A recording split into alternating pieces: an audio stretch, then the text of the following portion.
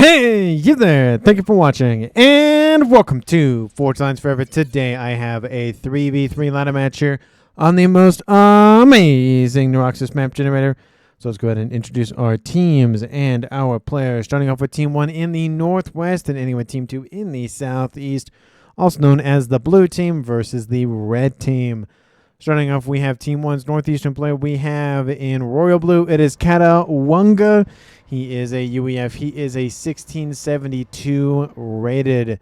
To his southwest in Stitch Blue is Colorex PL, or Colorex for short. He is a Cybran.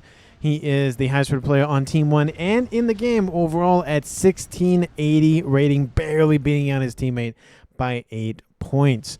And to the northwest corner of the map, we have the most likely rig outer slot for Team 1. It is the 1394 rated of Katawunga with 2 Vs, not a W, 2 Vs. He is, again, a 1394 in Amethyst Purple as a Cybran. And I will note we have Katawunga and Katawunga. I will confuse the two at some point, but I'll try to refer to them as Wunga and Vunga until one of them dies, and then I'll probably just say the full name and be done with it. Starting off, we have Team 2's side to introduce. We have in the south, we have in Chevy comes in the Star Commander. He's playing as a Cybran as a 1553 rated. To his northeast, we have in Ruby Red the Aeon for the match. It is 1616 rated player of Eco Player 7. Again, he's playing in Ruby Red. And to his southeast in Orange, the color orange, it is Jenana. He is a UEF. He is a 1530 rated. So for Team 2 side of the map, they have a Cybran, a UEF, and an Aeon. Team 1 has 2 Cybrans and a UEF, which means Team 1 lacks Aeon and Seraphim. Team 2 lacks Seraphim as well, which means that there are no Seraphim players. Apologies to those that love to arrive late, but just somehow make grand entrances at the same time. Hopefully you enjoy the game nonetheless. And for the 6 players on the map, 3 on each team, let's take a look at the situation in Reclaim. Currently sitting at 15, almost 1,000 mass in Reclaim, which makes it 2.5k mass per player. A decent amount to scooped up.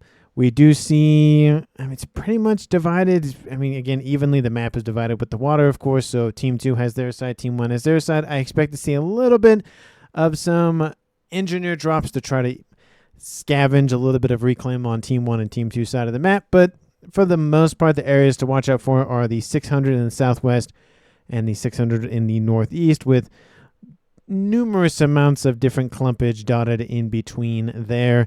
Taking a look at the mechs locations, this one's a little bit more thinned out. There's really a couple of major positions to grab. There's 2 Trimex positions on either side of the land masses. We do see there's also a, where'd that Trimex go? There it is, Trimex position that Eco player is going to right now. And there are some mexes north of the, or south, depending on your preference on Team 1 or Team 2, of the 5-star mex position in that south or northern side. There is, of course, a decent amount of water in the map, so I expect to see Navy in this game, at least to some degree. Navy probably will not reach the northwestern or southeastern base of the regular slot players. It'll be decently effective at Eco player and Colorex's position, at least taking them out. A little bit harder to grab for Star Commander, but then, like I said, pretty much no way. Maybe, I think the Tempests have range, maybe, but, barely maybe out of range kind of thing. So Navy's going to be effective, slightly effective, and then pretty much not effective in terms of eliminating main players as bases. We do see a transport has been loaded up with some engineers inbound from Star Commander. He's taking the long-winded approach, and unfortunately for him, an interceptor has spotted that transport. Transport does drop off the engineers. I don't know if he meant to do that or not, but hey, he will get a naval facility online on that southwestern side. There are little narrow water gaps for the southwestern northeastern corner, so possibly a kind of mini naval fight in those corners, and then a major one down the middle here. I kind of expect one team to grab one corner, one team to grab the other corner, and then push, not necessarily in the direction you would think, northwest versus southeast, more maybe northeast versus southwest kind of scenario. Transport has been spotted by Team 1's interceptors. It does look like it dropped off its engineer payload. Don't know where it went with it, but it was spotted at some point. Transport is denied, and naval facilities are being built as well. We do see another one online here for EcoPlayer. Team 1 has theirs in the middle and in the northeast, so kind of alluding to the whole northeast versus southwest game in Navy situation. And I kind of expect a lot of air facilities for both teams. It is going to be decently heavy Navy. Maybe some hover tech, which Team 2's EcoPlayer will have a decent advantage in, given the fact that he's the only Aeon in the game. So we will see what Team 1 and Team 2 come up with the air departments. Again, in every game that I cast with a naval player, I say build your own T2 Navy. Sorry, T2 Air. Always build T2 Navy and T3 Navy if you can. But T2 Air, very important. Those torp bombers are lifesavers, and sometimes you can't always rely on your air player to come in and swoop in and wipe them all out, at least your opponents, with some ASF or other sort of aircraft. We do see Skyhook inbound from Katavunga, again with 2 Vs, moving in to drop engineers off at this position to help a little bit of the reclaim for himself. In terms of reclaim, speaking of which, at 6, a little half minutes or so, we have teams getting up there a little bit. 4,000 each. Again, each player divvied up evenly would have been about 2.5k, so they're mostly through most of the reclaim. We do see Trident class frigate online, and lots of Team 1 spam facilities coming online in the south. For Star Commander, wants to make sure he has a presence in Navy for a while in the southwestern corner. We also see Navy online for Janana. So everybody on Team 2 getting into Navy. Team 1, we only see the blue players, the amethyst purple player of Katavunga, not going into Navy as of yet. We do see T2 Air has been started for him at 6, almost 7 minutes. Team 2, T2 Air has not made an appearance yet. Granted, Team 1's just started the upgrade. We do see Transport has dropped off some Mantis from Team 2's Star Commander. And a couple of Hunters are nearby here for Team 1. That is going to help thin out most of the numbers. Actually, we'll end up to thin out all of them. We do see an auto gun being built right here. I think all the engineers were killed off, so that's a little bit unfortunate for Team 1. Maybe another transport is inbound, but maybe not. Yeah, I don't see one yet. Transport looks like it's being protected for now. It has heavily damaged, though, so maybe not the best idea. A little bit of rating going down between Team 1 and Team 2, but it's not really a huge focus. What I have noticed is T2 Navy online for Jenna getting some torp launchers just to defend that position in case Team 1 comes a-knocking. And we do see Team 1 has T1 Navy. T2 Navy has been started for Colorex as well. So T2 Navy started and finished in the middle of the map. We do see T2 Navy done here for Star Commander in the south and T2 Navy done in the north for Katawunga, again with a W. And I have to keep looking at their names to actually make sure I'm saying the right name for the right person, because I will be doing that a lot of swapping between the two. They have a, habit of looking very eerily similar. That's kind of the intended effect.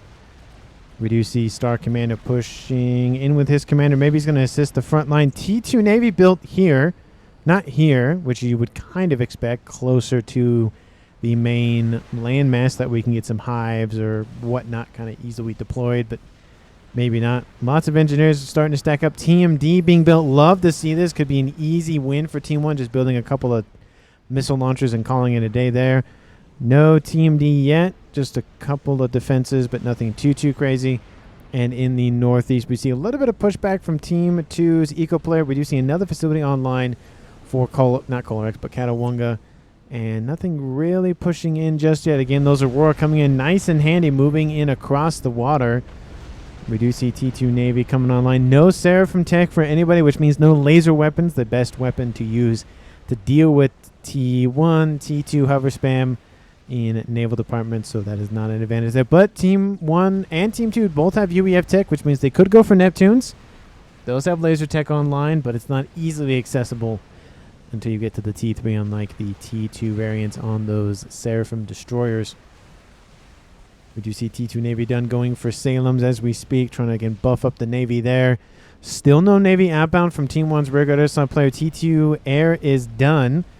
Thought this was the facility building the upgrade. Interesting. Anyway, going for more T2 PDNs. He's starting his T3 upgrade. Team 2, how is the air department? Not existent yet.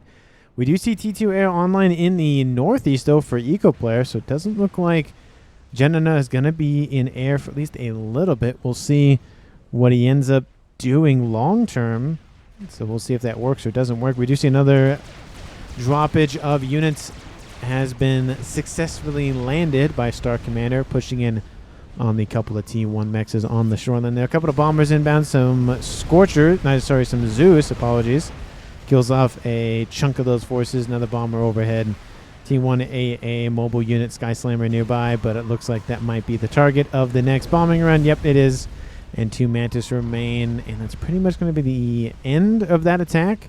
We do see in the middle, forces from Star Commander have now gone through the little narrow neck of water, is now pushed into the middle here. Units transferred over from Genana to Star Commander to micro the Navy better. Lovely play there, making all of the actions just handled by one player instead of 2 of them, just so the APM can be divided quite evenly and quite nicely. We do see a nice little Barracuda online. That is helping out a lot. The only torp-capable units on board now for Team 2 are the 2 destroyers and a couple of subs, which are now being dealt with by Team 1's Sub Hunter. We do see maybe another one coming online here shortly. Yep, that is another one. We see 2 of them now online. That might be enough to save the facility. We do see a Salem trying to hide behind the facilities. That is denied. And now there's going to be the slow erasure of the destroyers. Will it be enough time to save the T2 naval headquarters? Probably not. We see cruiser missiles inbound, and that's probably going to be the end of that facility. I don't even think that other Barracuda will come online. Colorec's going to come in and probably reclaim. He does have the torpedo upgrade. I even completely missed that, so he has a little bit of advantage there. But the facility does go down, so a win ultimately for Team 2. And speaking of wins, we do see Northeast pushing back on that little bit of a beachfront property there. We do see Eco Player down here trying to defend against a couple of Thunder-class frigates and a destroyer. His frigate? Might look like a destroyer, maybe. Yeah, that looks like a destroyer. Is now destroyed. The destroyer is destroyed. How about that? And it looks like the remaining of that facility will be eliminated. So Team 1 loses a facility. Team 2 will probably lose a facility. They still have Navy in the northeast for T2, but Team 2 has 2 T2 naval headquarters still online. Still 3 technically, and actually they might maybe keep that. We see units inbound from the northeast. Katawunga is safe underneath the water, but that's going to be a lot of dead stuff for him in the water. Speaking of which, we have T3 air online for Katawunga. Needs to get those torp bombers online, but no, he's going for Revenants. So 13 minutes almost clock, and T3 strat bombers have made an appearance. T2 Navy done. Sorry, T2 Navy. T2 air done for Genana, going for T3, and Eco Player still at T2. We do see the assistant facilities have been dealt with, and these destroyers and frigates are still there. There's also a Cooper mixed in there. So the facility will finally be eliminated. It took a while to chew through those hit points, and now we have the invasion from the land to the water to the land is underway. T1 bombers overhead. We have transport with some engineers. Just ignore me, ignore me, ignore me, ignore me. Get me those engineers and get me over there for whatever they're doing up there. Cruisers online for Katawunga in the northeast corner. We do have him approaching or emerging from the water to assist with dealing with those T1 spam units. No combi-com action as of yet, and I highly doubt we'll see anything. There are some Cyberns, so telemasers are on the card, so that could happen, but early combi-com engagements probably are not going to be on the cards for now. I expect that players are either going to hide in the water or in the back line. I don't think there's going to be any sort of crossing of the water or crossing of the Delaware or whatever to invade main territory. With the comms themselves, it's just a huge risk. T1 bombers sending out the Aurora, but this little collection of bases is not looking good for Katawunga. This is his main facility. He's getting T1 PD online. Lots of T1 mexes for him, though. That is his starting location. I'm kind of surprised he doesn't have more T2 mexes. Team 1 is leading the eco, but just barely at 14 minutes. And now we have pushback in the northeast. Team 1's Navy is essentially cornered in, well, the corner of the map. That's kind of an unfortunate side effect of being in the corner, as you can kind of easily get cornered. And we have the Aurora pretty much being dealt with. Looks like T1 PD cannons trying to be denied, or at least slowed down, and most of those bombers have now dealt with most of their targets. A couple of mexes are vulnerable, but looks like not that many were lost, so that is good, but still some eco was lost nonetheless. Northeastern corner, Team 1 spam facility is coming online to try to gum up the works a little bit for Team 2's annoyance. We do see more destroyers coming online, but the number is not looking good for Team 1. We have cruisers coming in as well to assist dealing with the units that are just kind of sitting there being shot at. That's never fun. And no walking on land as of yet for those Salems for Team 2. Again, there's one player on Team 2 that has Cybern, Tech, and Navy. Same with Team 1. Technically 2 players are Cybern, but only one of them in Navy. Torp is done on board Star Commander, going for stealth. Hopefully going to go for nano after that, because going for torpedo can sometimes be very not good. But T3 Strat Bomber online. T2 P-Gens were targeted. Going for Flare T3 anti-air SAM launchers. And I can actually say SAM for all of T3AA because there are no Seraphim players, because that is guided flak, as what once somebody told me that's what they call it. Ooh, bomber not loaded just yet. That's unfortunate. T3AA will come online, and either he gets out of there or he dies. He's going to bug out and go for some T2 mexes to the north. Going to drop that. Kill off another section of mass for Team 2. That gap is widening. Torp bombers inbound. That's not going to be good. And guess what their target is? T2 Naval Headquarters. Actually, no, they don't drop it on the headquarters. They drop it on the Torp bombers, or even just the... No, they drop it on the Torp launchers, not Torp bombers. Trying to thin out the defenses for Team 1. Looks like they're going for the destroyers now. Kind of surprised they didn't go after the headquarters, but, you know, they're focused on other things, I guess. Strat bomber is still running around. Another T2 mech is down. Strat being pointed out by a Eco player. That Team 3AA coming online, very pivotal. Another T2 P-Gen is vulnerable. That could be another target to go after. And the bomber is going to be chased down by a couple of interceptors. The bomber does have a little bit of AA online, at least in its own weaponry, but the main ASFs for Team 1's Katavunga will be more than enough. Looks like the bomber is still being shot at. There's some flak now moving around. It's at 3-star vet, killed off 16,000 mass and climbing. Mexes down in the northeast. Eco player not targeted yet, at least in terms of the comm, but he has been targeted by the bomber. Still interceptors chasing that bomber. That thing is running around quite nicely. ASF is inbound now from Jenana, and that might be the end of that bomber's career, but it did such a great job. ASF might... Oh, just a couple of missiles will be enough. Ooh, nope, still alive. The bombers staying alive. T2AA coming in. Oh, it's still alive. 100 hit points remaining. Oof, another Swiftwind will be enough to kill off that bomber. And will they go for the comm? I don't know. Take a look at the Navy. Another land incursion, but now we have Katawunga outgunned. We're going to have to go look at that in a moment. Team 1's Navy is being depleted quite heavily now, and essentially it's that facility, and that's it. We have cruiser missiles raining in on the shoreline for Team 1. The bomber is still alive somehow and is now on 4-star vet. T2 mechs now being hit once again. ASF inbound, and that will be the death of that bomber for sure at this point.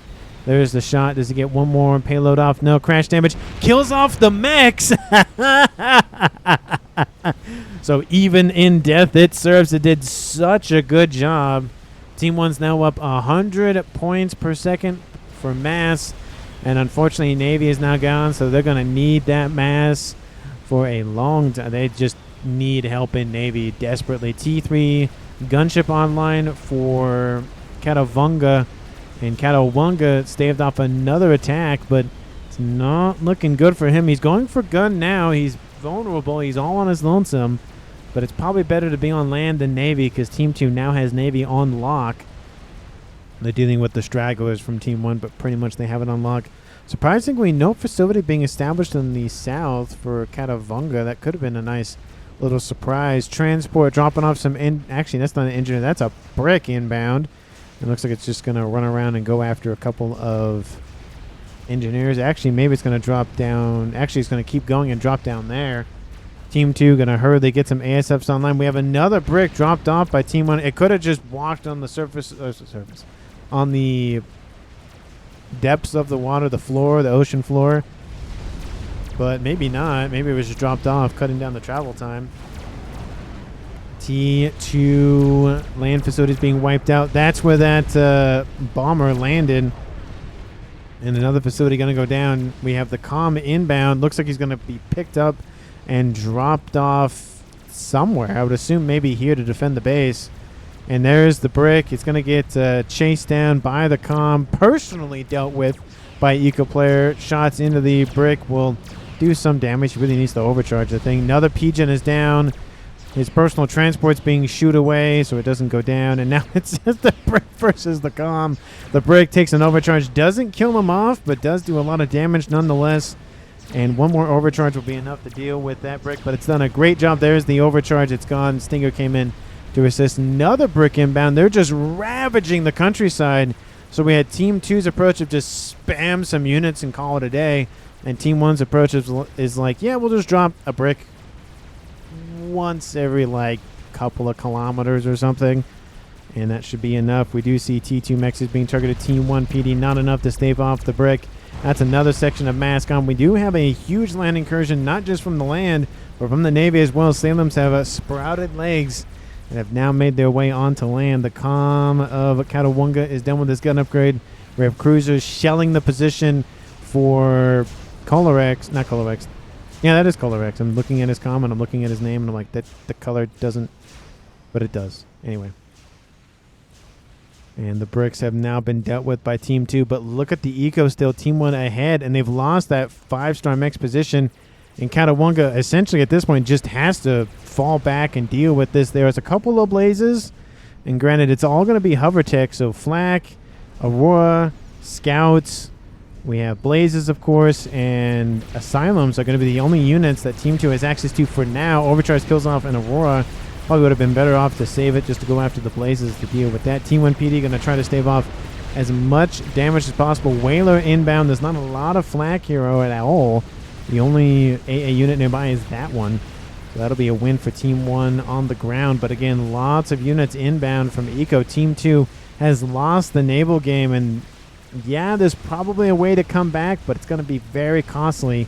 You might as well go for some other way to try to deal with Navy, and it looks like gunships and bombers, T2 variety specifically, are going to be the way to do that. T3 strap bomber, T3 gunship inbound from Star Commander, so a second T3 air facility online now for Team 2. And maybe we'll see a third over here maybe shortly. He's repairing his pigeons and the whatnot. 22 minutes on the clock. Team 1 and Team 2 have not lost anybody yet. Team 1 has lost all of their naval support just because they've been ran over by Team 2. But the eco is favoring Team 1 by at least 100 points per second, or at least mass per second. I always want to say points or mass for some reason. I don't know what it is, but all the numbers make me think of points. But anyway, we'll see a hefty amount of T2 gunships on the western side. They are Stingers, so they're pretty weak. There are some Whalers escorting them, but ASFs come to wipe that out. They do wipe out that 5-star mech position for Katawunga, so he's going to be a little bit annoyed about that. And it looks like the gunships, the T3 ones, were the priority for the ASF, and then going after the T2 now. We do see a couple of interceptors, but not that they're not going to get stopped by the Whalers. The Whalers have some firepower in terms of air-to-air weaponry, but it's not super great. It's not the Restorers by any means, and definitely better than the Broadswords, but hey, it's something. We do have Katawunga being hit by missiles. That's never fun. And decides, okay, fine, I'm just going to move. And then he should be hit pretty shortly. He's trying to reclaim as best he can, just grab as many of those T2 wrecks, those at least mexes, and maybe the facility right there. And that's probably all he's going to get. He's going to get hit again. He's going to have to move. He's going to try to claim as much as he can, but I think Team 2 is going to have that pretty shortly. Team 2 ahead barely in the reclaim, but Team 1 heavily in the total massacre at 375 versus Team 2's 280. 290. Pretty much. It's about 90,000 mass in Team 1's favor. We do see nothing really crazy happening on the western side. Again, both of those 5-star mech positions are gone for Team 1. Team 2 is slowly working on theirs in the south. And they still have the one in the east. So it's still the eco is favoring Team 1, but Team 2 will catch up pretty quickly. Team 1 heavily invested in the T3 mechs upgrades first, and then went for expanding outward, and Team 2 just bomb rushed everything. There is strategy to both, of course, but when you have all of your frontline mexes go down, you're really glad you went for those T3 mexes early. Making sure you actually have eco to play with. We do have still nothing really crazy happening here. We have another land attack inbound, a couple of loyalists inbound to assist, and lots of blazes. Again, it's going to be pretty much just blazes and aurora and asylums and maybe some AA mixed in there. We have more loyalists inbound, and that's a lot of laser fire. Now, actually, we have a Titan and some loyalists inbound, so lovely to see that. There's the EMP weapons. I was commenting a couple days ago, a week ago, something like that, of why the EMP weapons weren't working against the T3 units, the Titans specifically. Some of you commented that it's just T3 units are resistant to EMPs, or at least the the secondary weapon on board, the loyalist, not the AoE explosion that happens, the death, the martyrdom. So I didn't know that, so thanks for pointing that out. We do see a brick online. That's definitely well equipped to deal with all this spam. As much as I as much as I promote the Percy as the best T3 mainline unit in the game, in this scenario, bricks are definitely going to be better, just because they fire very quickly. It's not overloading. I always forget the word, and then I remember it like 30 seconds later. No overload. Overkill, there it is. The units, they do pretty much enough damage with each individual shot to be able to just get it right down to 0. So there's not a lot of wasted damage. And they shoot very quickly, so they're very, very well equipped to deal with T1 units. We have gunships inbound to the northeast. Target the AA first, so the cruisers should be the main focus. Looks like a couple of Cyberns and UEF. That's dealt with. And now they can focus on those Salems. Nice tactics there for Team 1. Southwestern corner, more cruisers stacking up. They're trying to cut off Team 1's ability to use air effectively and go around the edges, essentially forcing them down the middle, which there's still AA there anyways. So they're really trying to lock down Team 1's ability to use air at all. We do see the host of units now being pushed away from this more middle section, moving northward. Again, the comm is here. He has 1-star vet and gun on board, trying to get some sort of facility online. T2PD and artillery being built. And I think Eco is not going to have it. Doesn't want anything to be built up here just to secure this 5-star mix position for Team 1. He wants to make sure he can at least deny it at a minimum, and at the most try to claim it for himself. Artillery doing a good job of thinning out the numbers behind the main force of Blazes. We have Aurora inbound. We have Loyalists as well, helping to EMP some of the units. I would love to see transports dropping in, maybe Harbingers or something. We have Titans moving in now from that last vector that Team 2's Eco player used to get those forces over there and cutting off some of the retreat. Looks like they're going to retreat right across that main alleyway they've been using. But again, lots of dead units on the map for both teams to grab. But the thing to note is that the wrecks are happening on Team 1's side of the map, not Team 2's, which means, yeah, they're not losing structures and all that stuff on Team 2's side, but they're donating, in some cases, a lot of mass to Team 1 if they can scoop it up. Currently sitting at reclaim. Team 2 is still winning, but that number is going to slowly favor. Look at that, 4,000 there, 5,000 there, another 5,000 there. So we're talking about 15,000 mass roughly over there. That is a chunk to have. Not super surprised nobody's built an experimental yet. Again, we have Cybern and UEF for Team 1, UEF Aeon and Cybern for Team 2. So GCs are a possibility for Team 2, but I would be surprised to see that be the first experimental for Team 2. I would assume the Monkey would be probably the first one. Maybe some players will skip that, go to Crab. SMD being built. Don't like the placement of it. I mean, again, it gets passive assistance from the P-Gens, but very volatile, and you're putting it right next to the air grid, so you're just making it even more of a, hey, come target this, and you can probably hit the SMD. Attack missile starter for Catawanga, so he's UEF. He can go for a Billy Nuke, and that's possible, but he is on the front line, so probably. If you can strike a couple of these groups of either naval units or hovertech units, that's going to be very big, especially for his veterancy. He's at 2-star. He'll get to 5-star very quickly if he goes for Billy Nuke. We do see 2 nukes. Maybe he just didn't like the placement of it next to the P-Gen, so he moved it over here. Definitely smart. It's still in the air grid, but you know what it is? I bet you, yup, it's not in range of the hives. That's why he moves it. Smart.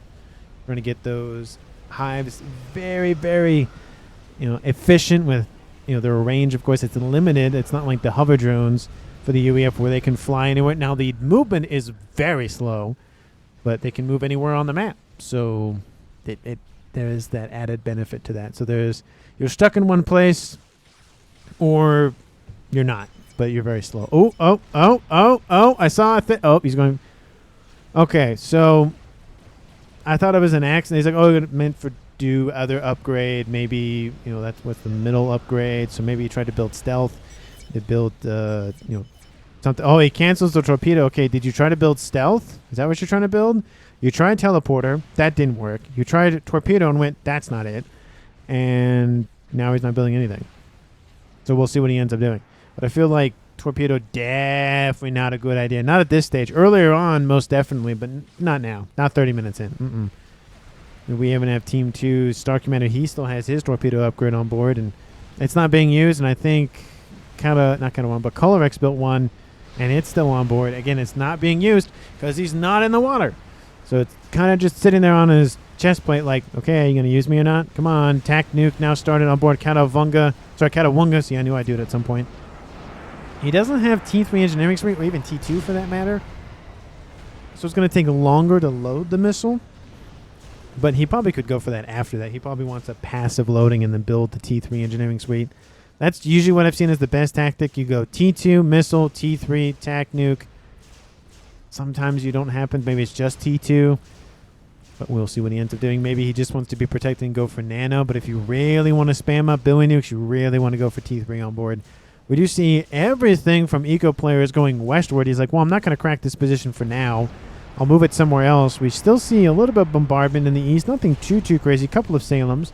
They're just slowly picking at the defenses for Team 1's Katawunga. But I feel like that TAC Nuke might be the answer that he needs to deal with. Oh, that was a interesting jump. You saw that it just like teleported over onto the land. Ooh, and those Salems moving onto land, probably not the best idea. It makes them very vulnerable to targets. And we do see that force is gearing up for an attack. We see bricks. We have T2 PD being built. We have TMD. Of course, they've been built for a while ago. And even if the attack from Eco Player doesn't really take out the base, if they can take out the chunk of TMD, the missiles on board those cruisers might be enough to wipe out a couple of Pigeons, maybe destabilize the shielding or everything else around it. We do see a second nuke has been started for Colorex, so he desperately wants to keep that online. A lot more shields would definitely be a good thing for him. His teammate to the north has built the nuke and has already half loaded it, so first nuke is online, or soon to be online. SMD is not loaded, and Team 2 is building a second SMD. I do like the backup. I don't like, A, that it's that close to the first one, and if they know the nuke has already been built, which they can see it, you need to just heavy assist. They do see the second nuke as well. Lots of spy planning, looks like, for Team 2. Love to see that. Team 1, really, we see some, but not really a whole lot of spy planning. Again, it's due to the airlock that Team 2 is trying to amass, or more the blockade. We do see a couple of spearheads. They've dealt with the Salems, and that's probably going to be the end of that for now. We do see Katawunga. He notices the threat, decides to go to the middle of the map. Is he downloading the missile? He's not done yet. Did he stop loading the missile? Looks like he stopped loading it for now.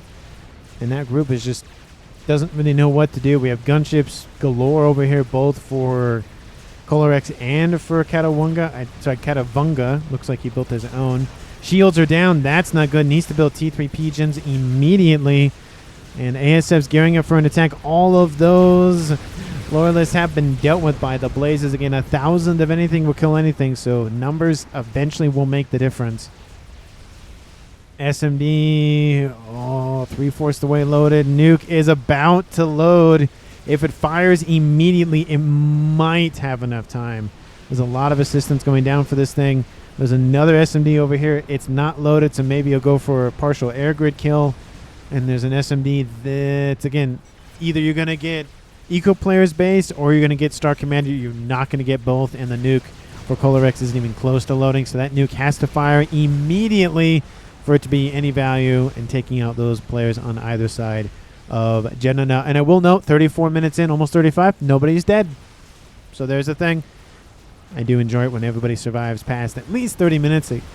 Everybody gets a feeling that like they played the game and they've done, at least tried to do something in the game, tried to go for a kill, tried to do something, this, that. When you're killed off in the first 10, 15 minutes, like, well, either I sit and I wait for the rest of my teammates and friends or whoever else I'm playing with to finish, or I just play a different game. And some players take one option, some players take the other option. And sometimes that eye in the sky is the difference between victory and defeat. So it does make a difference, but I do understand where it's kind of disheartening. We're like, well, I'm killed off in the first 10 minutes. Now what? So it is unfortunate from time to time. We do see bricks inbound. That's going to force everything back. Just Team 2 cannot get that attack to work again. Team 1's essentially been dealing with that quite effectively. Nuke still hasn't fired, which means this SMD is loaded. And that SMD is loaded. And that SMD should pretty much be... Oh, it is loaded. Okay, so all of the SMDs are loaded at least once. So the first nuke is going to be ineffective unless they try to find a way to take it out, which... I mean, you can do that. He might die. He might not get home, but if he goes for the right base, he might even get a double kill here. Looks like they've spotted the SMDs there. They don't know about this one. They know about 3 of the 4 of them. They're probably going to go for this base, try to cause a cascade, take out the air grid as well. We see cloaking or T3 going on the way for Star Commander since both the upgrades are still there, at least the ones that you could upgrade from. Northeastern corner, really nothing happening over there. We still have this Hover Tech Army doing something, but not really doing a whole lot. Looks like they might take the very long route around. But at that point, Team 1's going to counter it, and it's not going to mean a whole lot. They're kind of just stuck. Team 1's really dug down quite nicely. Are those TAC missiles? Those are TAC missiles. Are they going for... Oh, they're going for the facilities over here. T2 naval facilities have been built in the eastern side. There is some zappers on board the Sirens, or at least they're... Sorry, redirect systems, not zappers. But it should have that on board the little list of things it can do, but it doesn't have that. Let me find a Loyalist. There's... Not the Titan. Where's a Loyalist that I can just ping and be like, hey, there's a thing over here. It should have it on board that... No, those are bricks. Anyway, I think most people know about the redirect systems on board the Loyalists. Just wanted to make sure that it actually was there and it wasn't that one of those hidden features kind of thing. No, that's kind of annoying. I can't find it. 1 now. Gunships inbound. They're taking out more of the AA. T2 Navy is threatened. We do have some ASF down here starting to thin out the skies a little bit. I don't know. It looks like the main air player now for Team 2 is Star Commander. Don't know what Jenna is up to. He is producing a lot of eco. I don't know what he's going to do. Okay, well, I found what he's doing with it. Satellite has been started. Katavunga finishes an experimental. He has his own satellite. So he has a nuke and a satellite. At this point, he needs an artillery or a game ender, and he has... all that he really needs. We have a bug inbound, ladies and gentlemen. 38 minutes, and the first the first experimental was a bug. At least it looked like that. And yeah, it's getting shot up by a ton of flak and other T2AA from those cruisers, but it's doing a very good job of driving away Team 2. And nobody has died, closing in on 40 minutes.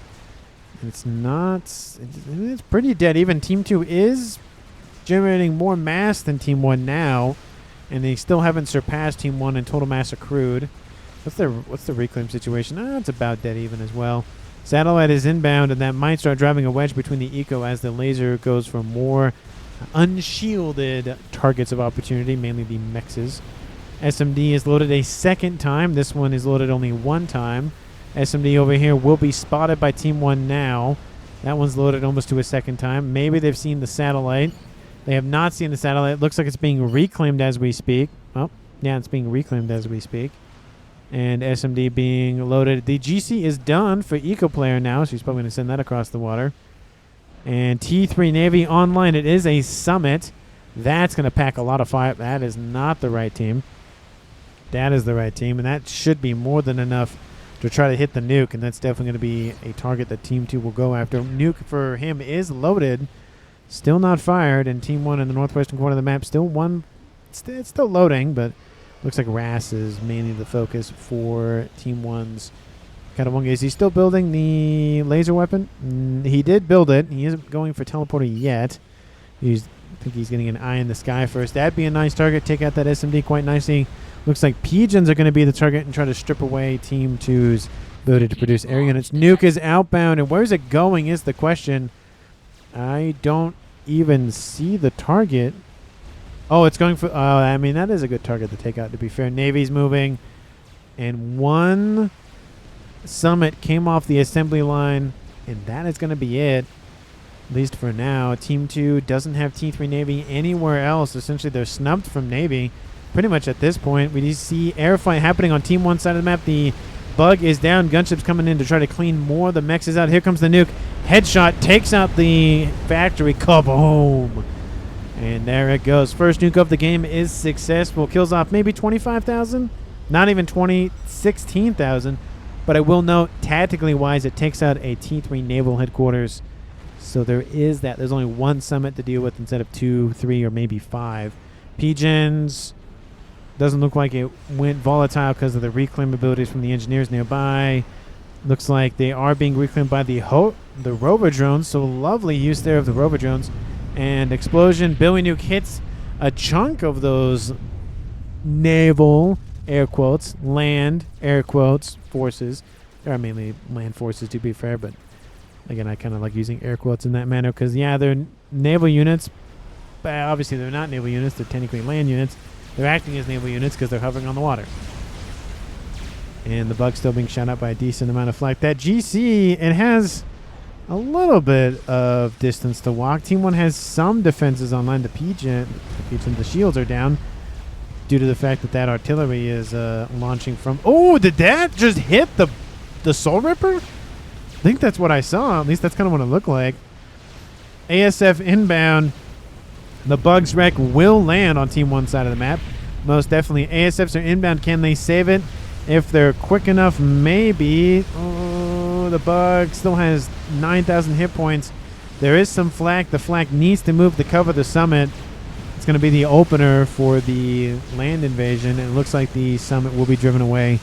Doesn't look like Team 2 will invest in Navy for now. ASF's a little detachment will be enough to kill off the Soul Ripper. There it goes. But again, it lands on Team 1 side of the map at a bare minimum, so it's a lot easier to reclaim than in the water. Group of cruisers still online in the south for Team 2. Laser dealing with...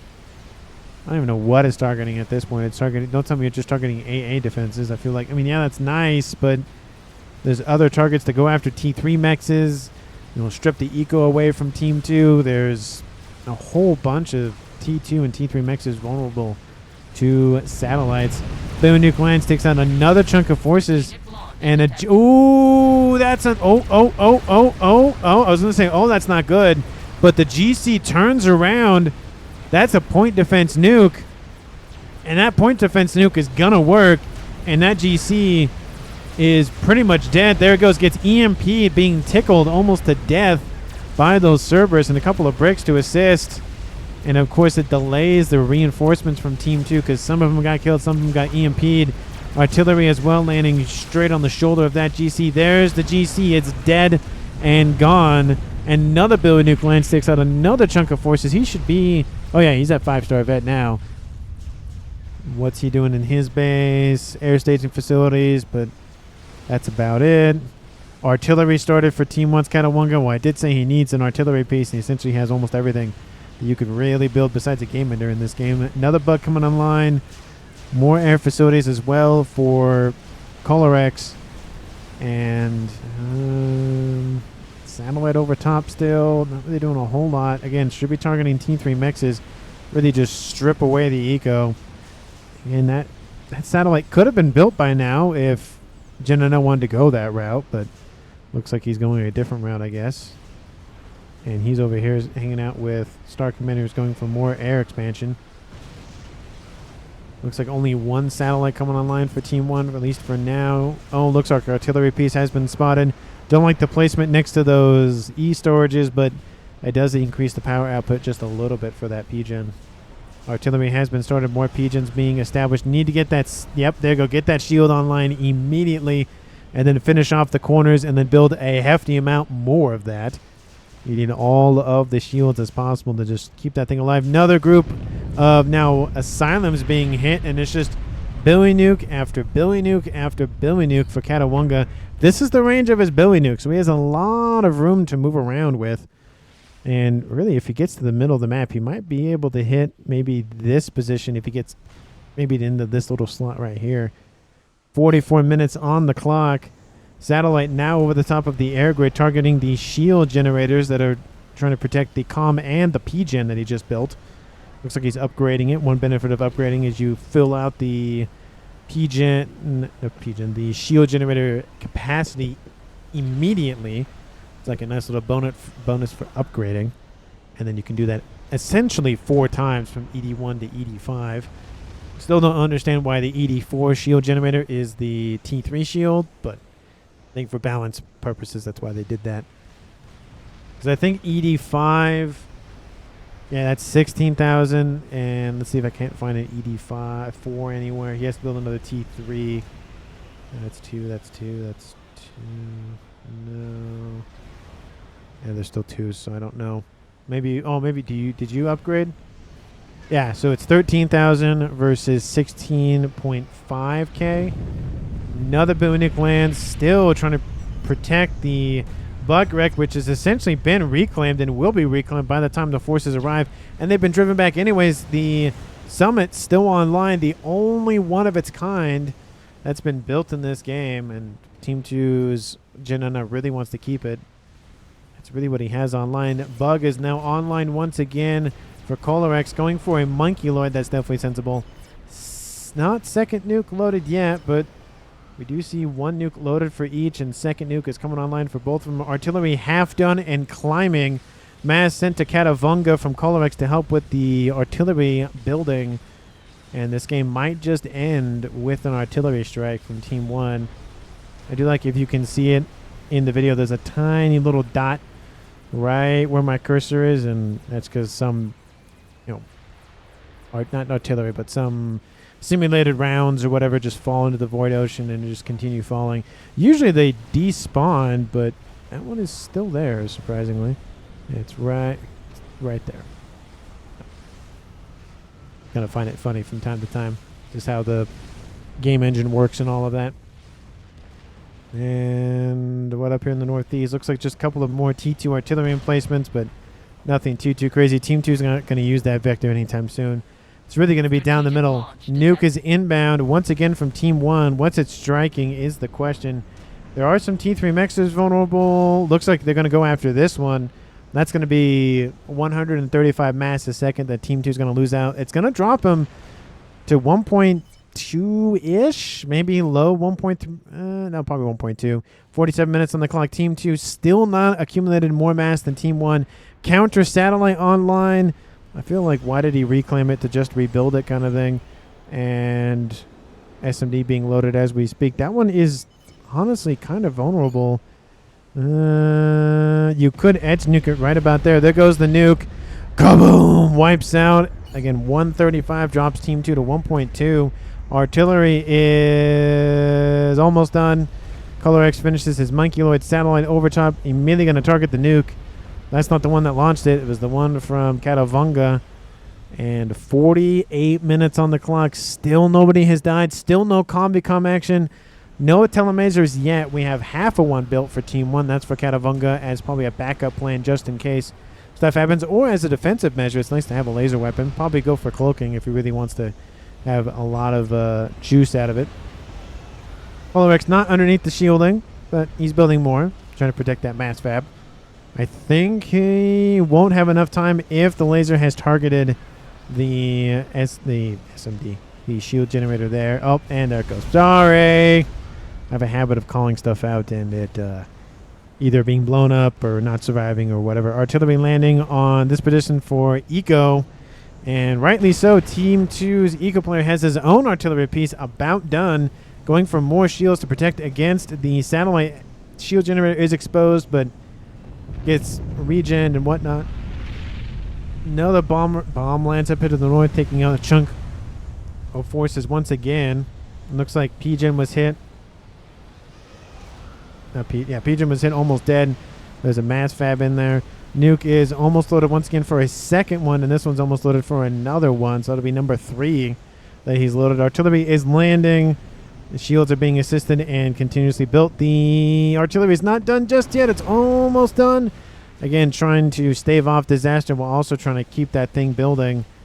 And satellite inbound, it's moving northward. I think Team 2 has spotted the artillery piece if they haven't already. And they're moving in. The nuke is actually kind of vulnerable. There's only one shield generator protecting it. And it's also ED4, so it's a little bit weaker. We'll see what Team 2's targeting priorities are in that regard. And it might just be artillery wars at this point. If Katavunga's base goes down, he should be fine next to him, but he's going to lose a lot of stuff. Everything pretty much long range besides the other nuke is in that one base. So it's going to be very, very bad for Team 1 if they lose it. And artillery landing in. The SMD, of course, is the primary target. If that's down, the nuke can come in and say goodbye. It is 4 loaded, so it's going to take a little bit of effort to deal with that. If Team 1 wants to go just full nukage route, it's going to take 4, and that one has 2. That one has 1, so they have 3 loaded. They would need another one, and then another one on top of that. But the pigeons and the shield generators are starting to fall. There's a pigeon right there. If that goes, not good. Eco player standing next to it. Not a good place to stand. His Omni sensor is actually attached to it, so he'll lose Omni. At least that one. Team 2 has a secondary one. In the middle, we have ASFs fighting over the top. The bug again. It's killed again. I feel like that's the 4th bug, maybe? And there was one bug that landed down here, but there's another one there, another one there. I think there was one other one, so probably 4 bugs for Team 1. They've done a little bit of work, but I feel like the Tsar and the Awasa would have done a lot better job. Ooh, I forgot about the artillery built by started by Team 1's Katawunga with a W. That's number 2 online, and that's going to be enough to crack a chunk of the shielding. The heavy assistance on this one might not be enough. Once that SMD goes down, this base is dead. And the shielding about to collapse. How's the shielding up here? Still focused on the primary shield generator. This one was eliminated. And, ooh, it's not looking good. And double shots inbound. All they have to do is take out the SMD, and that is it. Another shot inbound. That shield is down. The one that they were assisting is down. And once they chew through a couple more of the shield emplacements. Oh, that's an unlucky shot. Lands to the east there. Oh, they can't hit the shield generator. That's unfortunate. Oh, they should be targeting these ones. This should be the main target. These little 2 right here, they're protecting that. This one's going to pop online here shortly. The SMD is vulnerable. Oh, and it's not. The shield comes back online. And artillery in the northwest, they've targeted now the other installations. The pigeons are vulnerable. The nuke is vulnerable. Either launch it or you're going to lose it. Shield's going to pop online, protect it just for a brief moment. Unless the satellite focuses on other things. Oh, not looking good. Pigeon, you're going to be protected once again by the shield generator. And we have tons of mass fabs down there. And hives here. No other big plans to end the game, I guess. Just the one satellite. Second satellite. Apologies for Jenna. And that's looking to be pretty much about it so far. Ooh, if the if the artillery was striking this would already been dead. That nuke would probably be dead. That's a lot of power for Katavunga to lose. Yeah, he's still positive about 16k, but that's about half of the power right there. Second artillery piece coming online. Looks like Pigeon had to blow up in sacrifice to get it nice and prettied up, SimCity'd up. Colorex going for an upgrade. I would assume laser, because it looks like it's a central one. Definitely not torpedo. That's for sure. And it's not nano. It's definitely not that. Yeah, there's the actually, that was, sorry. Yeah, laser. It's weird because it's a left gun, but it's mounted from the center. It looked like it was mounted on the left arm, but it... Weird. Anyway, yeah, I don't know why I thought it was on the center upgrade. But it looked like it was on the center, which is weird. Anyway, the shielding is vulnerable. And there goes the comm of Team 2's eco player due to the pigeons. That's why you don't stand next to pigeons. And there is that 53 minutes. And the first kill occurs in the game. Credited to one of the 2 artilleries. Nuke is inbound. and it's going to strike this base. The SMD is loaded, unless Team 2 just wants to spam up artillery, not artillery, but nukes. It's going to get shot down. Oh, the artillery piece is vulnerable. Team 1's Kanawunga also, sorry, Kanawunga vulnerable. Artillery is about to go down. There's the shot. It takes out a ton of mass fabs, and Billy Nuke lands right there. Nuke's going to land here now, and artillery, doesn't get taken out until after the first nuke is shot down. So both teams have lost artillery, and Team 1 has lost their laser in the sky and about to lose one of the nukes. Launch the nuke immediately. You cannot afford to lose it at this point. And here comes the nuke over here. Kaboom! There goes that chunk of eco. Team 1 at 3 players left. Team 2 at 2, with Star Commander inheriting everything that eco player owned, and artillery being built by Star Commander to replace the other one. Second satellite online. Artillery landing around the Novaxes. The nuke is still not targeted. Why are you not targeted? That should be Team 2's primary target now. They dealt with the artillery. They dealt with... There it is. Launch the nuke, but it's too late now. Oh, there it is. Oh, that veterancy saving it just barely. You got to launch it, but it's too late now. It's going to die, and that's unfortunate. That is a nuke that's not going to be fired. Even if it's used to take out an SMD missile, at least it's something. Another nuke inbound. Speaking of which, teleportation inbound from Colorex going for Jenana. This might... Nope, that's not going to be enough. And we have Gunship targeting the comm. He's targeting P-Gens to get as much damage as possible. So that is comm become action at 55 minutes. There goes Colorex. He takes out a chunk of the power for Team 2. It is a trade. Nuke is inbound, and the SMDs were the target. And that is going to be it. He knows it, and he's like, I'm not getting out of range. And that is a kill for Team 1. Everything blows up for Colorex. And that is the game there. Let me know down in the comments who you felt deserves MVP for Team 1. But everything just kicked off one after the other. Both artilleries killed off simultaneously pretty much. Almost the SMD was eliminated before that nuke came in. And granted, there was an SMD and it was loaded, but still... And yeah, that's unfortunate for Team 2. That one, see, and this is why you space your SMDs, like one over there and one over there. Maybe you put another one over here. You know, just you space them out. You don't put both of them right next to one another, next to P-Gens, especially when they're Cyberns on Team 1 or just on the other side of the map. But that is the game. The nuke doesn't land. It would have killed off a ton of mass, probably about 70, maybe 80, depending on how the cascades worked. But thank you so much for watching to the very end of the video. I really do appreciate it. If you haven't done so already, because again, why not at this point, hit the like button and subscribe to the channel, and I will see all of you in the next one.